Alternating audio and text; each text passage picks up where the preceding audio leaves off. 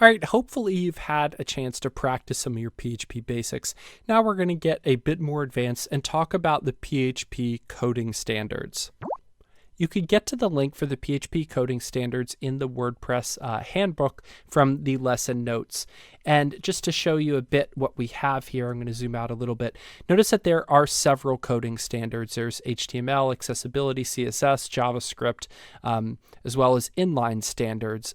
So we're looking at the PHP coding standards, but in general, it's a good idea to familiarize yourself with all of this.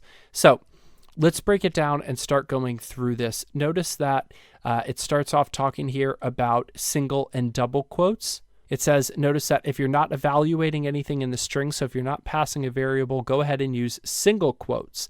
And you should never have to escape things because you could just change your style. So rather than having to escape some double characters here by using double characters at the beginning, notice if you know you're going to use, double, and I'll just zoom in a bit here. If you're going to use double quotation marks, then inside of your string, then start with a single. If you're going to use single ones inside of your string, then start with a double. So that's all it's saying.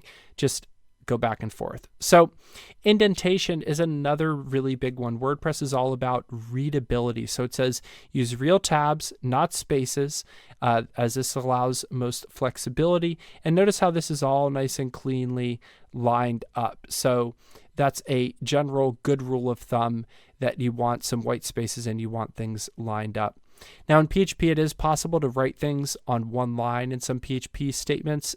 So you could end up with some blocks that aren't wrapped in these curly brackets, but in general, you want to use them just to make your code cleaner. So right here, this would not be required since it's just one line in an if statement to have these curly braces, but it makes it cleaner. So they're saying, go ahead and do it.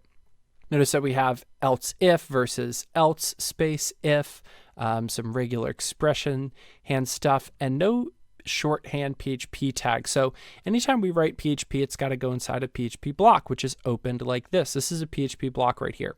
Now, some servers have some extra code so that you don't have to write PHP. You could just do this or the equal sign, and that will automatically echo something.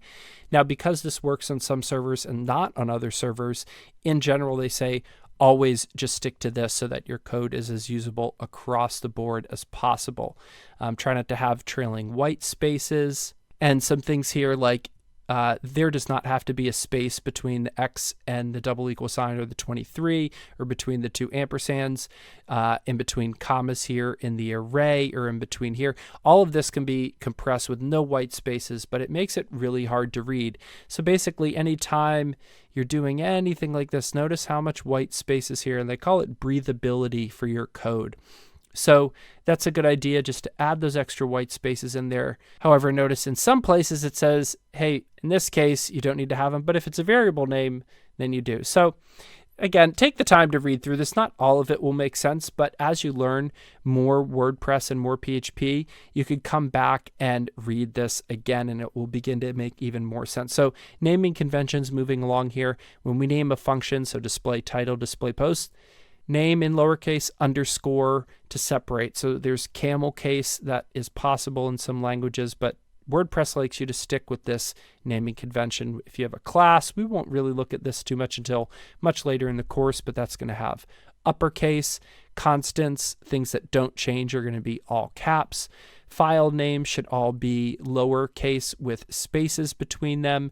And if it's a class, it should start with that. And then this is just a kind of core thing, how to name internal core files. This is just talking about trying to name things in a way so that if you're naming them, or if they have true and false values, they actually make sense. So whether something's slow or not, true or false, that makes sense. Whether something's mushrooms or dog food, that could be a little bit confusing. So just talking about naming things, a little bit more on naming. Again, this is stuff that some of this won't even really be that valuable to you. There's some complicated ways of writing if statements. Some people say simpler, but some of the stuff you'll come back to, some of it can be helpful. For example, one of the things they say to write are what called Yoda conditionals.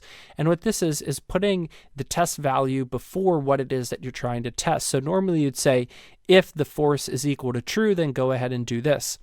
However, the problem with that is that if you forget the equal sign, you could accidentally set the force equal to true, which would be a problem. So you can't set the force, you can't override the true value here. So it's just a safer way of doing it. Some people think it's a little awkward. They call it Yoda because if true, the force is, victorious you will be. It sounds kind of like the way he speaks of flipping things around, but this is a WordPress standard, so helpful. And I'll show you this again and again throughout the course, so you don't need to worry about it too much.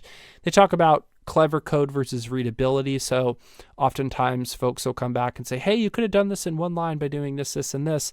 But in general, WordPress likes things spread out easier a little bit more, talking about documenting, and now we're at the bottom. Okay, so that is the WordPress coding standards. Your homework is going to be to read through all of this, skimming where things don't make sense and trying to understand what does make sense.